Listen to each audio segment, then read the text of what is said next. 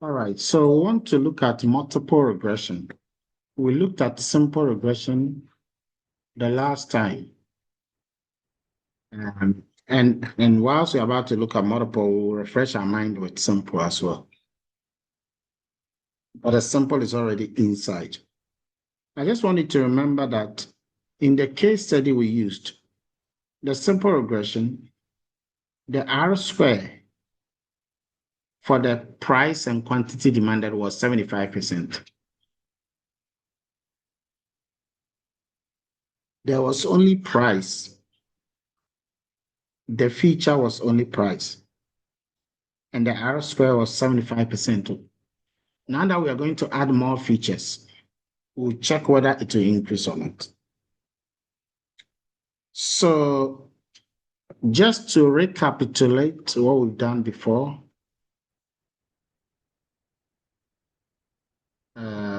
where is that? Simple regression, you have one predictor or one feature and one outcome or the target. Multiple regression, you have two or more. And you can see an example here. Sometimes multiple regression, you can have polynomials. So you don't only have x's, but some of the x's are squared. Theoretically, that is true.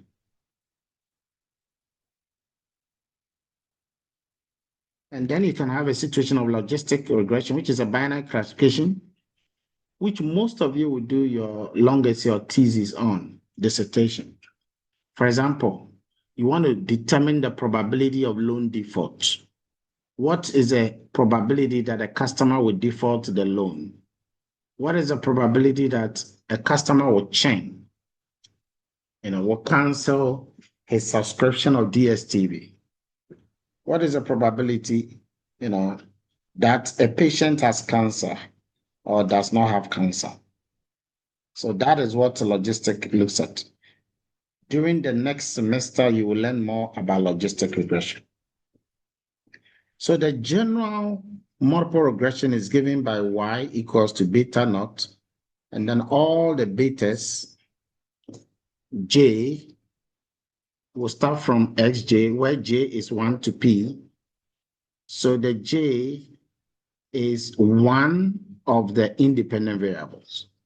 That has its coefficient. So j can be x1, beta 1, x1. It can be beta 2, x2. It can be beta 3, x3. And it can even be beta 4, x4 squared. So you can have a square, that is a polynomial, quadratic, that we are talking about. So that is the general. So what you see here is a summation of everything on the right-hand side. All right, so this is a general situation of a multiple regression. Now, let's look at a typical example of a multiple regression. Your salary is affected by your school, which is your education. Education is being determined, or the contribution of education towards your salary or wage is the beta 1. So the beta 1 is a marginal effect of education on wage. And you have other factors as well. Now, what is the last term here? Who can tell me? The last terminology, what is that?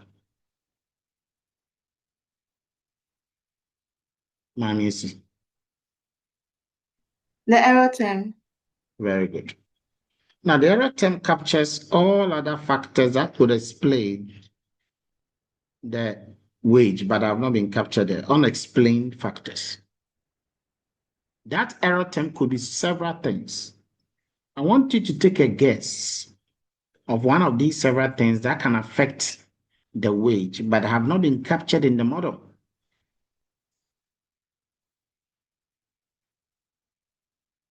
So what do you think can affect salary, but have not been captured in the model? It's hidden inside the error term? Who can give me a practical example?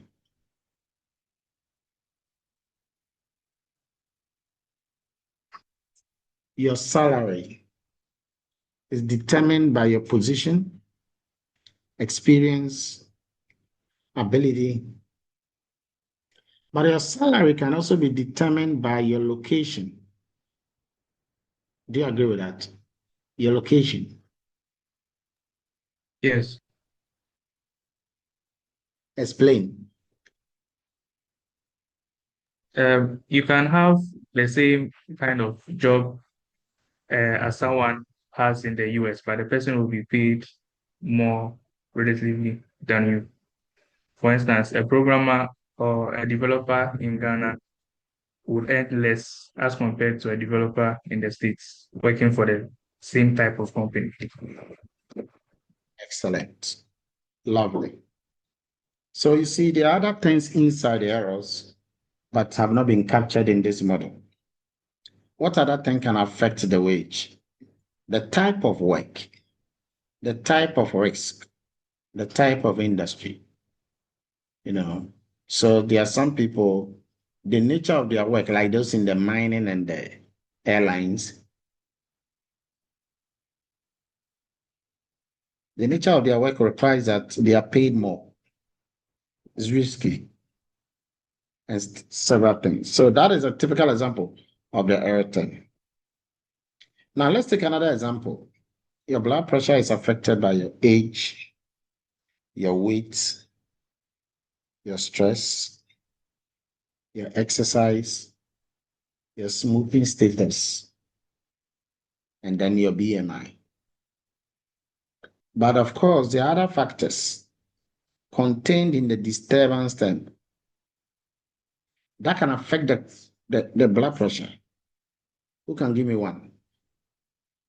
No one should say broken heart. Genetics. Genetics. Very good. What else? What The else? food we eat. Food.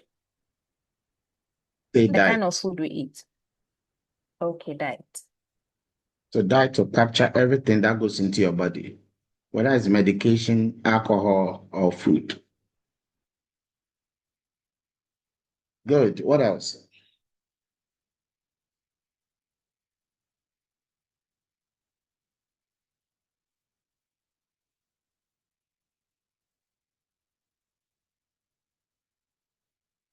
One thing that can affect your blood pressure.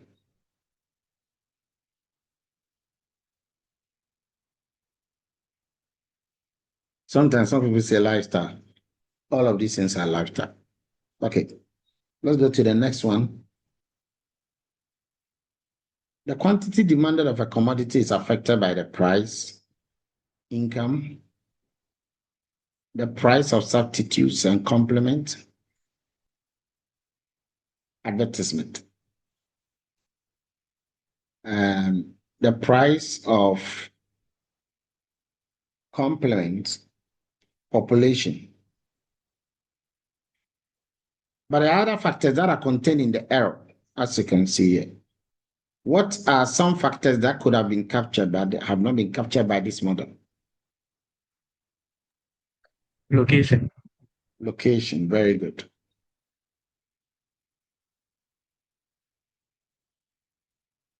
What else?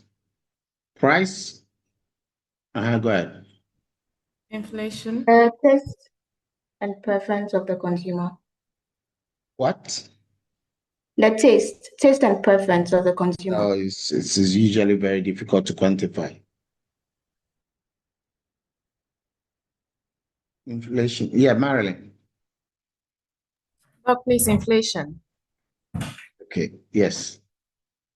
We call it future price expectation. So those are the things you should consider today. Now, if you check carefully, there's something about this specified regression model. But I want you now to compare it with this one. Look at the first bullet and compare it with the last one.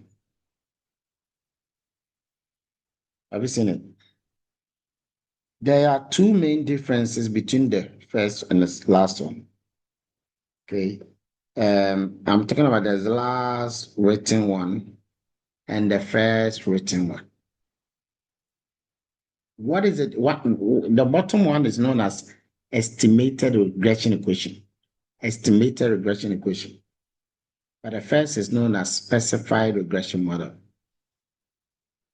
What is your take home? Between the two, there are two main differences. Kwachiado. So in the estimated, there's no error term.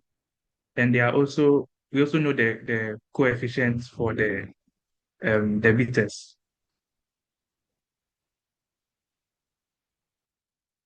Sorry, we know the values for the bitters rather, not the coefficients for the bitters, the values. Okay, so what are the two main differences? Summarize it. The specified one has what? The estimated one has what? The specified one does not have the actual values for the numerical coefficients. coefficient. Then yes, and they also don't have the estimated or the expected error is unknown, or like it's a variable, we don't know it is. But in the estimated one, we have the numerical values for the beta, and we don't have an estimated error. The estimated error is 0. Good, Or excellent. expected error. So that is exactly, guys, you should know the difference because it's part of your exams. So know it and understand it. One has no error time. One has no numerical coefficient. Period. Now let's look at the next thing. Before you can do any regression analysis, you got to have some assumptions in play. What are assumptions? Assumptions are certain things that got to be in place before certain things can work. Certain things must be in place, like the building for the UGBS must be there before you think about students. Before you even call yourself a school.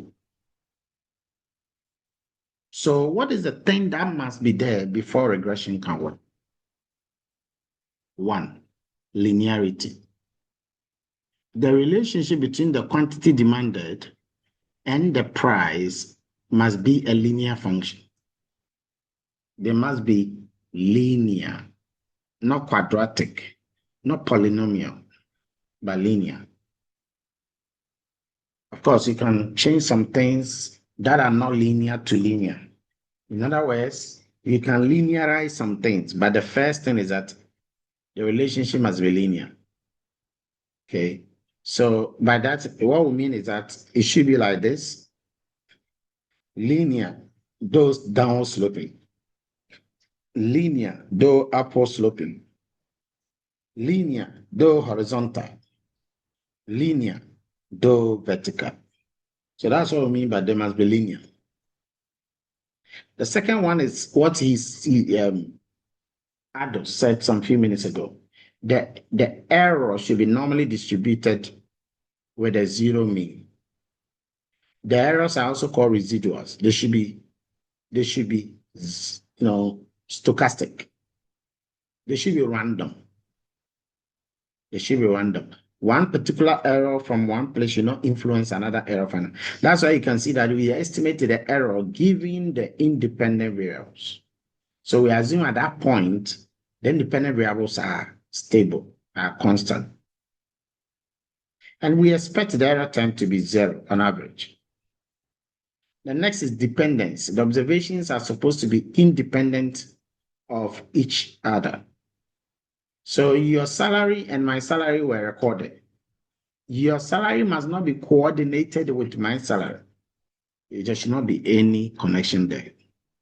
The next is homoscedasticity. It is a famous constant variance. Constant variance. And I know that sometimes when you even talk about constant variance, some people may not understand, but the pattern must not be observable. Okay. There is another assumption which is about the independent variables, the x's. The assumption says that they must not be multicollinear.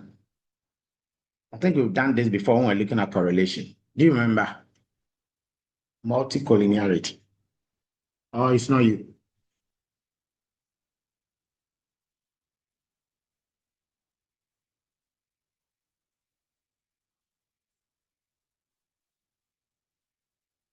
Okay. So there must be no high multicollinearity.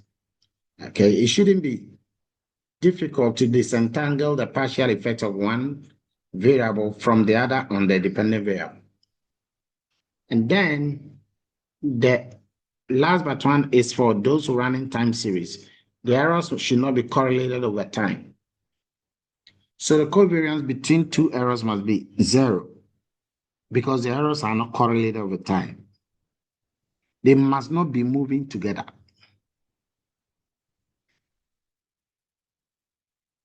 Okay. The other ones like specification bias and so forth. So that's it. So at least you should have some assumptions of regression in mind. Assumptions are simply certain things that must be in place for certain things to work. So let's remember our data set now.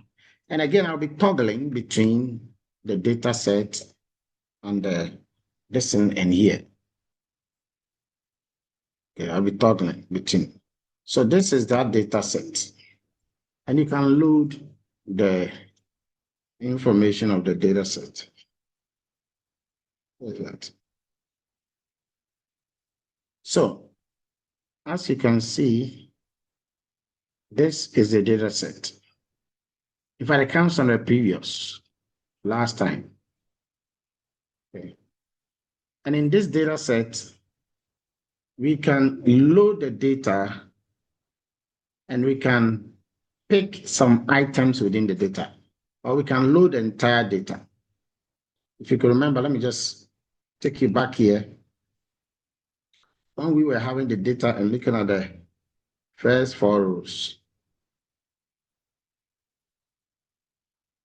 this is it. So I'm just going to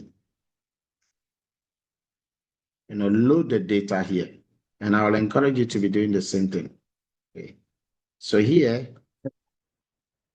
we have this data. This will show just the first 4 rows of the data. Okay. That's it. So you see the first 4 rows of the data. You should do the same. Now, when you look at the first 4 rows of this data, it quickly gives you an idea of whether it is having multiple variables or not. Whether some of the variables are dummy, categorical, or some are not. You're able to easily and quickly see those things. So that's it. We had this before. The next is correlation. We looked at that the last time. And if you want some specific variables, the head of some specific variables, you can show it here. I want to just have the simple regression. So I just do for price and kill. And last time we ran the simple regression, we got the residuals and everything. We had it here. We're going to run the multiple regression. We did a simple regression. We're going to run the multiple regression. Okay. So when you go to your slides, you can see that I have that also there. Please, Doc. Okay. Please, Yes. are you sharing your Oh, Jupyter looks like notebook you are not screen seeing or the everything. slides? Yes. Hey, I'm only seeing the slide. No. I've shared this. I've shared so many things here. I've shared so many things. But we did this up to the last time. This was a simple regression with only price. Did I do that with you last time? I think I did. In Python. Right? We ran the simple regression. Have I given you a No, we preview? didn't run it. We ended at the matrices, the scatter Okay, plots. no problem. So in the one I've just given you, oh gosh.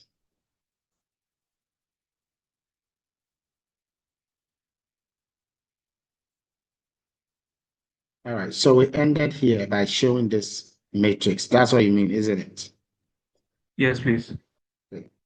So let's go back here.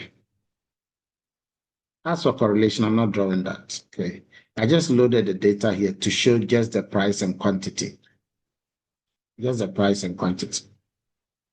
And you can see that I brought the price first and I brought the quantity second. So take note of that. That's the first one. The second one is that when you look at the price and you look at the quantity, I have labeled the price before labeling the quantity.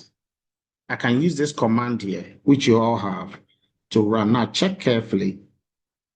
And the thing about this command is that, you see, I created a price as an independent variable, and I created a quantity as a dependent variable. And what I did was to use a model, a package known as stats model.api. We use that because it gives a beautiful touch to the results, just the same way as our software, a computing software in Python. Okay.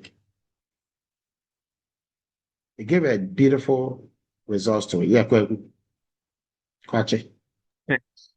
Yes, Doc, please, I don't think we have these data sets. What we have is the gene one. We don't have the gene regression.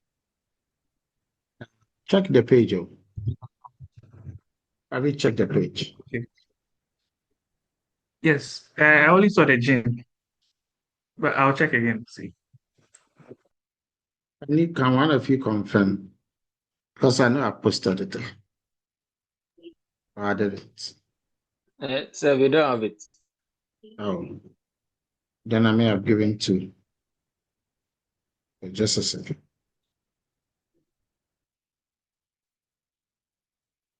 Okay, so give it, I didn't give it to. Well,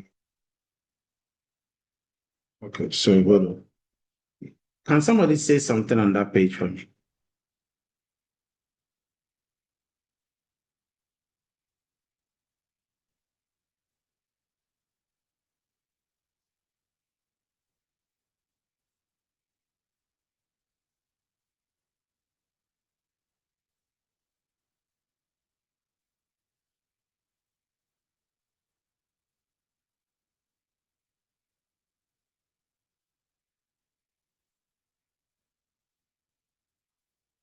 Can you confirm if you have it?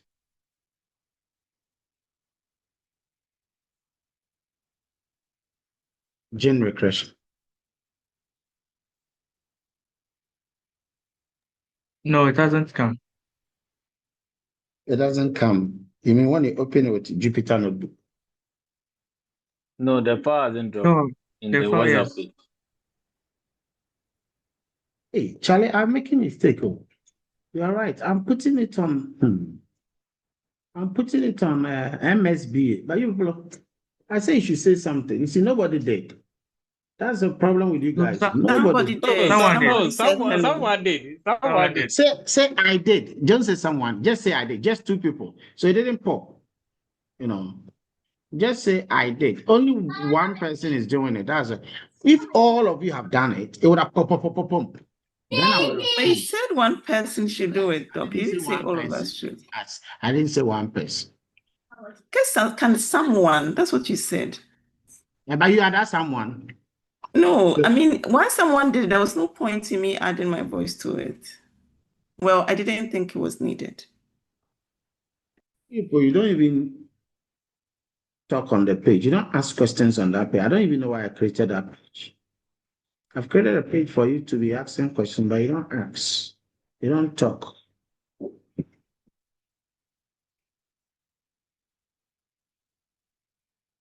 You see, that page I posted mistakenly. They are talking, they are asking questions all the time. Meanwhile, you guys are going to write the same question. So they are kind of abreast and ahead of things.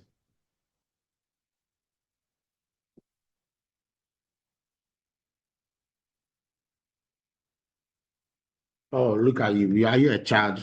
Are you a child for you to? Now that you are finishing the semester next week, you will start talking.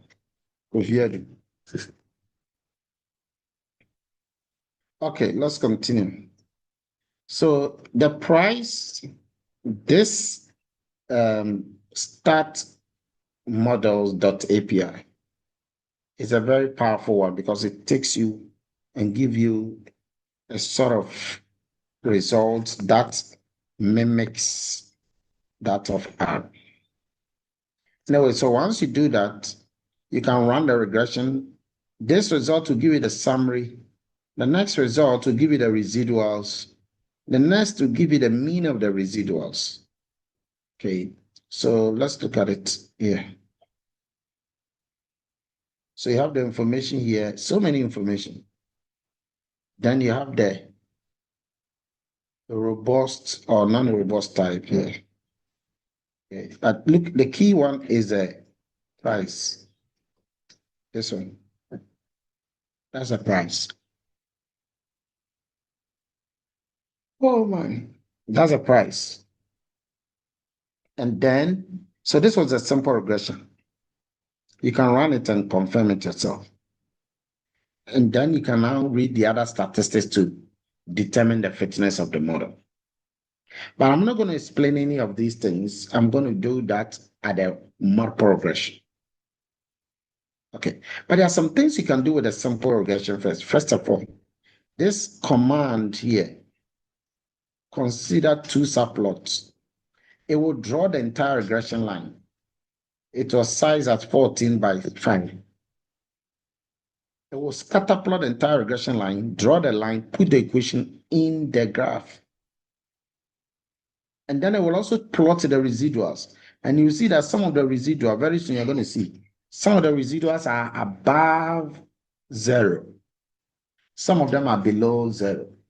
And that is why we said the mean of the residual should be 0. So let's look at it.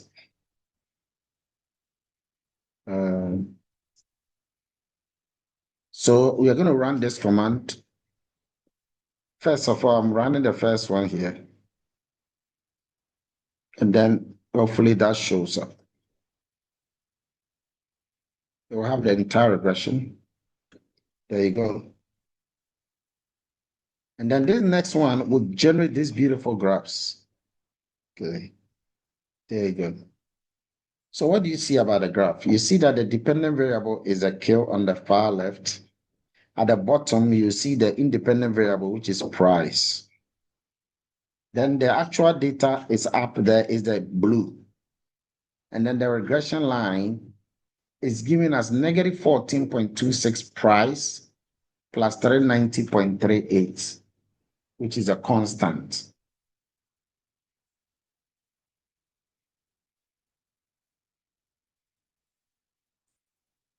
So it gives you a beautiful regression line. And now look here on the residuals. We said that the average of the residuals is equal to 0. And the 0 is a red line.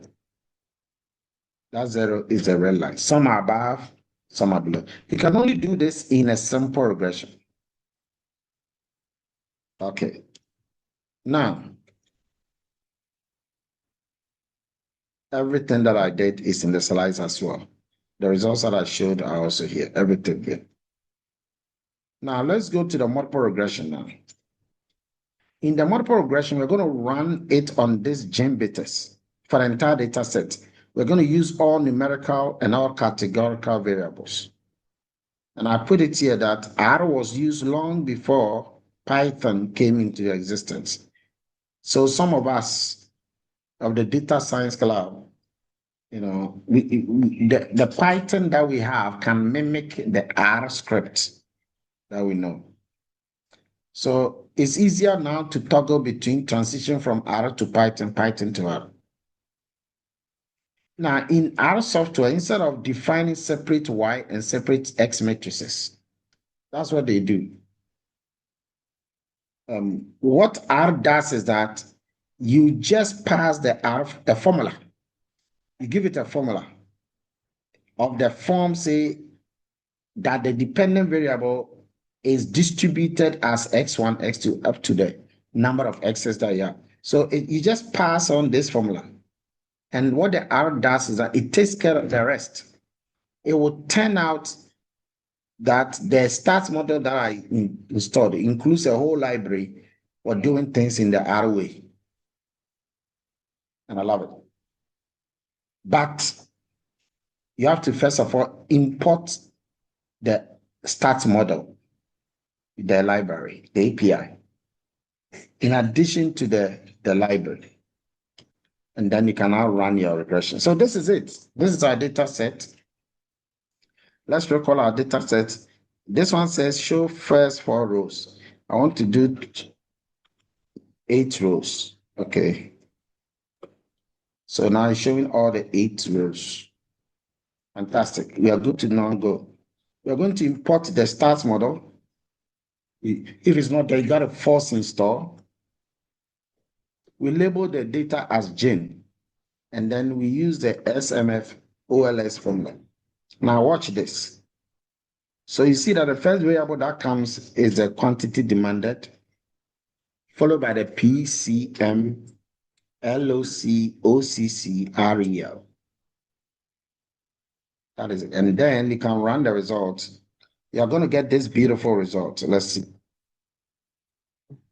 The top part, we'll talk about it. The middle part is the most important part. The down part, we'll talk about something. But before you can discuss this, because this is a whole new result, before you can discuss this, normally it's important to learn the following. So what I'm about to show you are similar to what you'll get in exams. So please take note. Okay. So the first question is to specify the entire regression model. Okay. You saw some regression model. Remember, the model has beta parameters. And the equation does not have any beta parameters.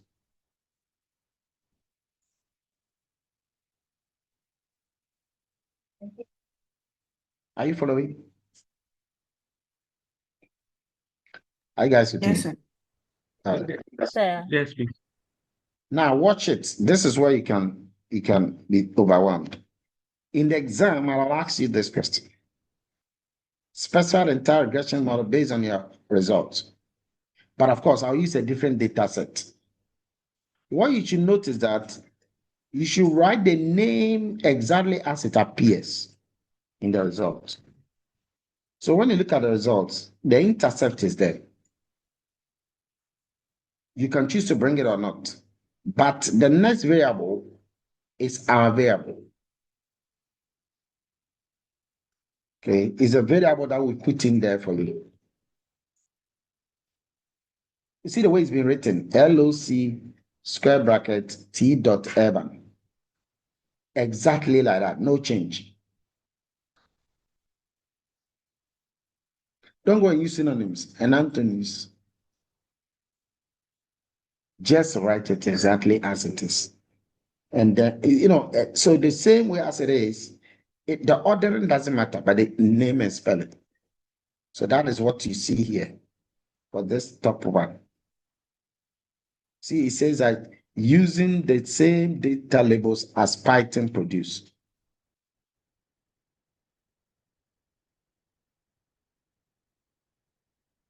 If Python had not produced it, we wouldn't talk about that.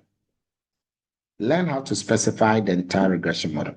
Number 2, write the estimated regression equation. Write the estimated regression equation. Normally, I would have asked you to do all of these things without even showing you the result. So in the estimated regression equation, you see quantity demanded is still on the left. The only thing that we are just replacing are the beta parameters.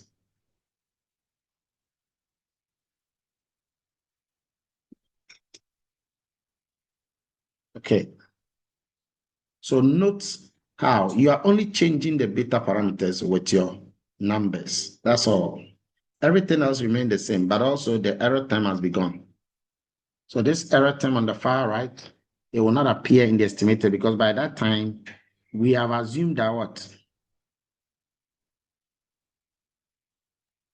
Estimated error is 0. Yeah. The expected value of the error is 0. After you've gotten the results, now come the interpretations. So look at the first question again on the interpretation. It says, which regression estimates are significant? Justify each. This is known as a partial significant test. So you go to the result here, and then which regressions are significant? If you tell me that the price better predict, you must have a proof. And the proof is usually in the p-value. The p-value. The rule is that when the p-value is less than 5%, that variable is significant. Write it down. When the p-value is less than 5%, the variable is significant. When it's not, the variable is insignificant.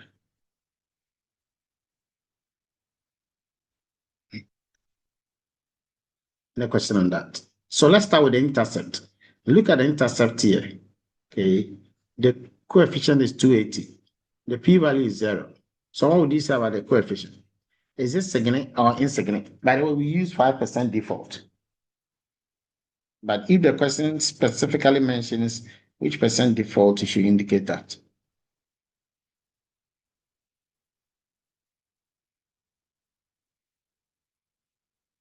So who can tell me whether log urban, whether it is significant or insignificant? Location urban, or in this case, log t dot urban. Log t dot urban. Kwache. It's not significant because it's greater than 5%. What is? The p-value. What is it? The p-value is 0.187. So which is always use greater the than language. 0. Always use the language to answer your question. Very good. Next Okay. one. Occupation teaching. Is it significant or insignificant?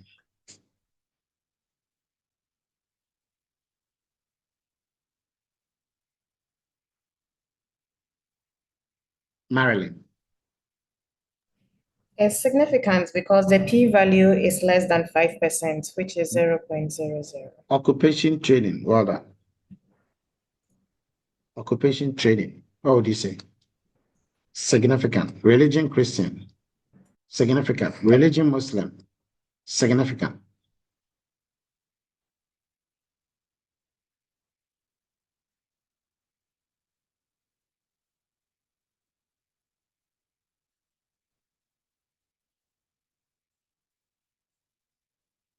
Okay. Price. Is it significant or not? Price. Is it significant or not? Pedro?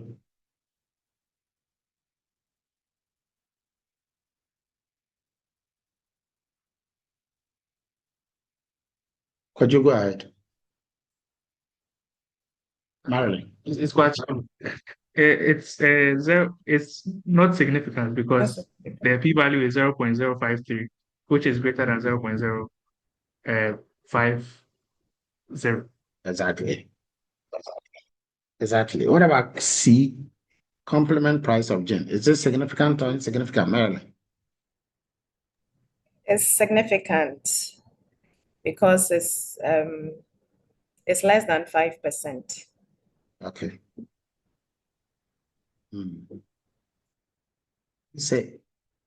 So that's how you determine the significance of some of these variables. Okay.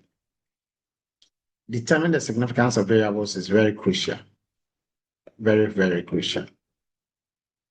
Okay. Now, if you check carefully the p-values, you can determine whether that p-value we're indicating as significant at 5%, 5%, 5%. But you can use the p-value to determine that it's significant at 1% or it's significant at 0.1%. For example, Because the intercept is 0, we can also say that it's significant at 0.1%. So I ask you again. I know that these ones, because the p-values are 0, they are significant. Would you say that complement price is significant or not? And if it is, okay, so is it significant or not by virtue of our 5%? It is. It's significant. Is it significant at 1%? Yes, it is. No, sorry, it's not. Because 1% be 0.01, which is It greater is than significant. 0.009. Yeah, it's significant, isn't it? It's below. Yes, please. It is. It's Yes, sir, below. it is. Okay. Now, M. So now let me ask, is it significant at 0.1%?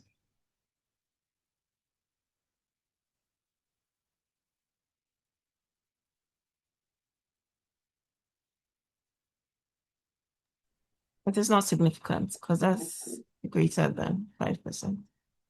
Sorry? It's like 10%. Is it significant at 0.1%? It is not significant. What makes you say so? We're saying that for it to be significant, it needs to be 5% or less. No. I say. I say I'm giving- 0.1%. Oh, Yes. okay. Then it is Why? significant. Why do you say so? Because it needs to be less. It needs to be less than 5% to be significant, and 0.1% it's less than 5 it's less than 5%. Very good. So this value is not only significant at 5%, 10%, 1%, even significant at 0.1%. So it means that it has maturity. Look at the last one. Is it significant or insignificant?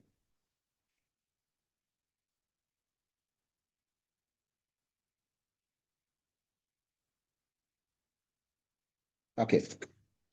So if you look at the last one, which is income is not significant because it is 0.203. Okay. So you can determine the significance of any of the variables and you'll be in the right shape. Okay. So that was a question that which variables are significant and which ones are not. You cannot be able to say it. Sometimes the question will rather say which variables are statistically significantly different from 0. It's the same thing. Which variables are statistically significantly different from 0? It's the same thing. In other words, it's asking you which ones are significant. Okay. Now let's go to interpretations. So here I give an example that the estimate of the price of complement is significant because the p-value is 0.01, which is less than 5%. And I also put the t statistic in bracket. Next one on significance. Are the coefficients jointly significant? I'll ask you this. Are the coefficients jointly significant? What do you think you can use to address this question? What can you use to handle this very question?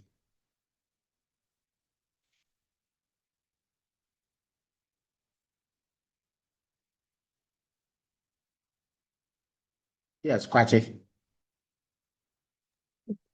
The p-values of all of them, the urban chain trading, Christmas and Muslims, comparing them to see if they are all significant. Okay. But there is something, you said the p-value of what? Urban, teaching, trading, Christians, and Muslims. No. There is a package called the F test that has already done that job for you. Okay. F test. F test.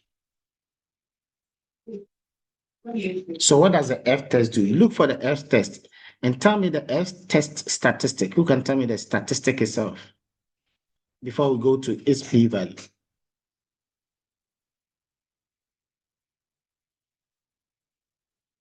It's 329.1.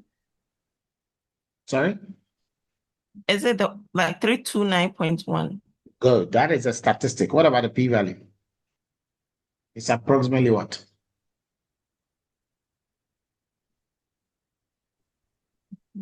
Infinity. Sorry? That's a p-value. Yeah, it looks like it's It looks like it's to okay. So it's zero. infinity. Yes. Infinity. So that is an indication that your coefficients are jointly significant. You see, for the coefficient to be jointly significant, whatever you have there should be less than the alpha. Okay.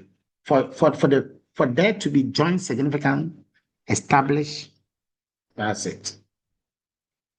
Okay. So that is how you identify joint significance.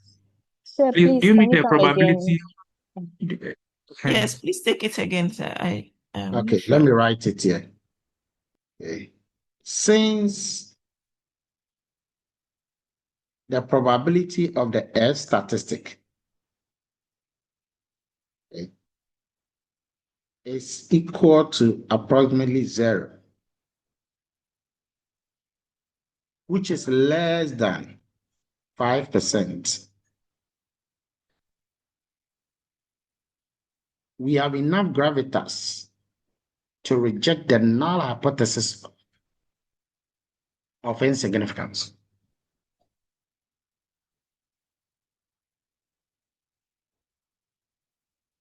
Okay. So it just goes to show that the coefficients are together significant because the p-value is small, 0. Since the p-value of the F statistic is less than 5%, it's actually equal to 0% less than 5%. We reject the null hypothesis of no significance and conclude there is a significant, You see, an individual independent variable might not be good, but together they can all work perfectly. That's all. So this is a question you should have it at the back of your mind. Everything we said is here. It's in your slides. Where I've said that use the p-value all the time. Now let's go to the regression model, whether it is well fitted. Is a regression model reliable? You have to use the R-squared, the log likelihood, and the BIC. Is a regression model reliable? What does that mean? It means that does the model explain well? It's not about it's about the model. Does it now explain what you said it's explained? So that is the way to attack this very one. Let's go to that question on regression and this reliability. So first, so this is all about the F test, which I told you about, where we concluded that the overall regression model is statistically significant, which shows that all the regressors taken together have a strong explanatory power. And therefore, the model adds value because the predictors improve our ability to understand and predict quantity. Yeah. How do you determine the fitness? You determine the fitness of the model using the R-square. The R-square. also called a coefficient of determination. It has a sister. The sister is known as adjusted R-square. It tells you the variability in the dependent variable as explained by the model. Did the dependent variable rely on something else? It ranges between 0 to 1, the same way the adjusted ranges between. And look at the formula for each one. For the adjusted, you need the R squared to calculate adjusted R squared. The adjusted R squared penalizes the inclusion of irrelevant variables.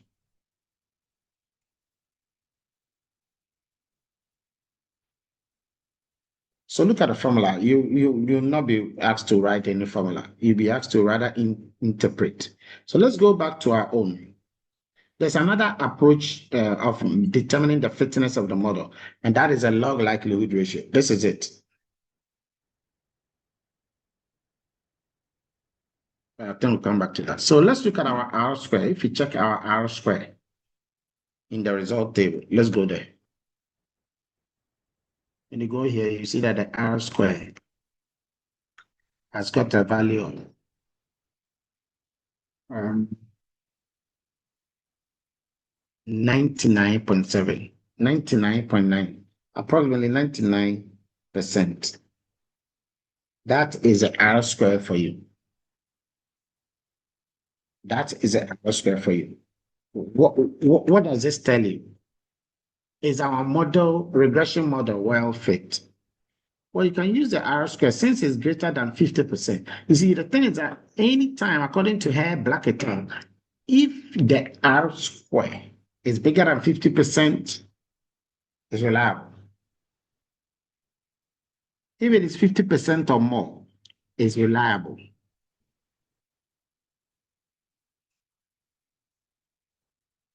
Okay, so is our own reliable? Our regression model, is it well fitted? Yes. Don't tell us. Yes, please. It is.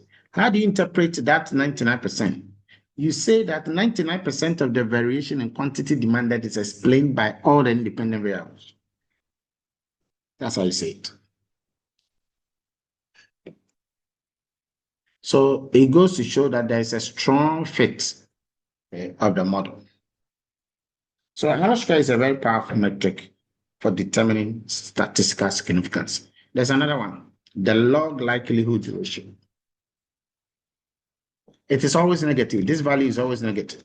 In fact, let's check our own. The log likelihood, you can see that it's negative. It's always negative. And the thing about the log likelihood is that if it is bigger than zero, bigger, closer to zero means it's bigger. It's better.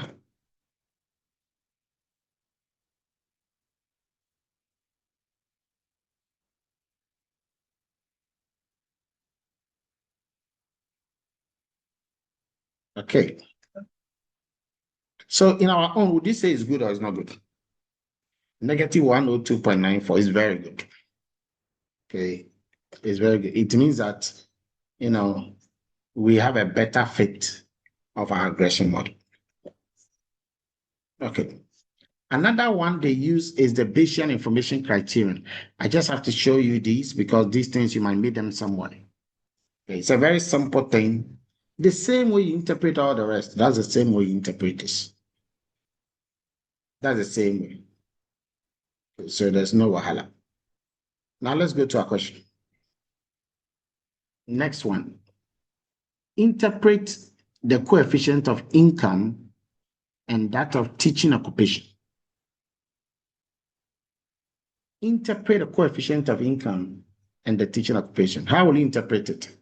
You always have to start with on average. Then you will list all the independent variables. So let me start and show you.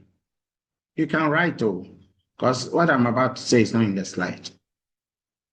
On average, remember we are interpreting income. Income rises, so it's numerical.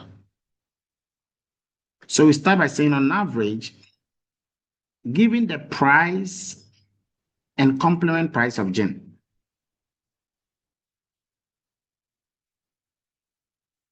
on average, given the price and complement price of gin, location of the shop, occupation and religion of the people, a 1 unit increase in the real income of customers, a 1 unit increase in the real income of customers will reduce the quantity demanded of gin bitters, by 0.98 units. This is how you interpret it. It's 5 marks all the time.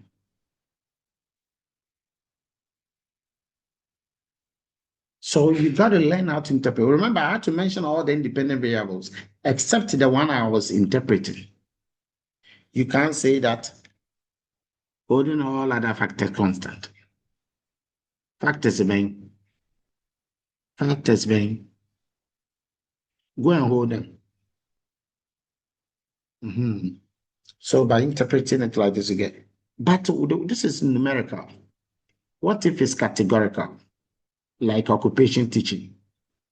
Then that one, you have to be careful because this occupation doesn't rise or fall. It is like gender. It is what it is. So you say that on average, you mention all the things.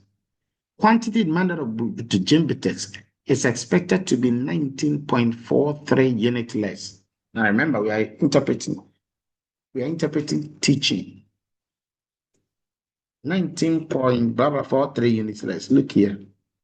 Under teaching. Okay, that's the coefficient.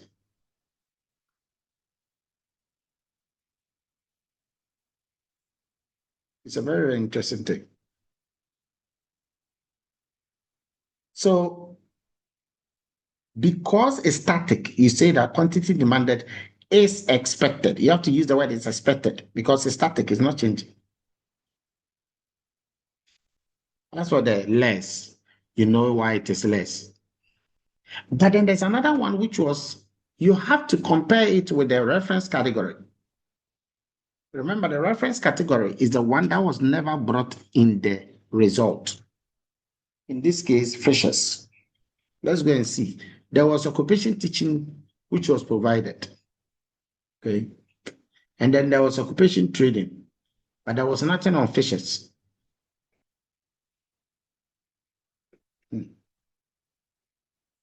So that is why fishes become the reference category. Anyone. So what do you think that in terms of religion, what will become the reference category?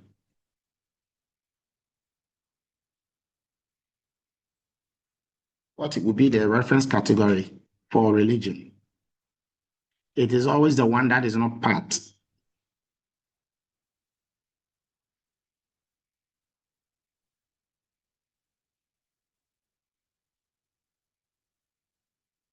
Buddhists, the other one.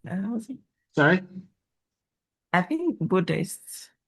There were Christians, Muslims. It is Buddhist. It is Buddhist. And you can see that when you go to location, urban has been shown. So the reference category is what?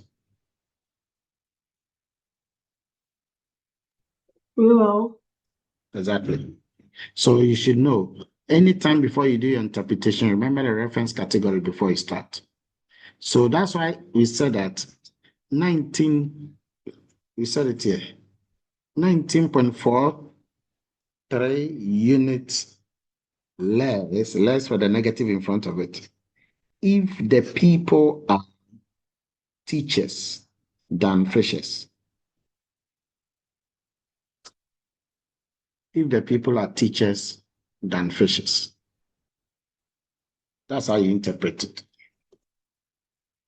So interpretation is very important. Okay, one is a dummy variable you are interpreting, and the other is not a dummy variable that you're interpreting.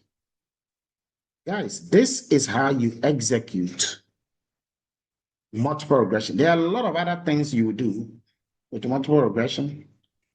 Okay. We'll do some of them next week and wrap up, but we'll do most of them in second semester. under supervised learning. At this stage, if you have a question, you can let me know. But the key points are the ones I've just given you. Learn the specification of the model, the estimation of the model, the write-up, the coefficient, the interpretation of each. Note that. Find about an R squared, adjusted R squared, and that of the F test as well. Any question?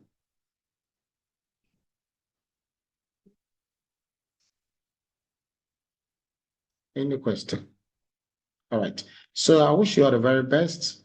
And next week, we'll start our exams.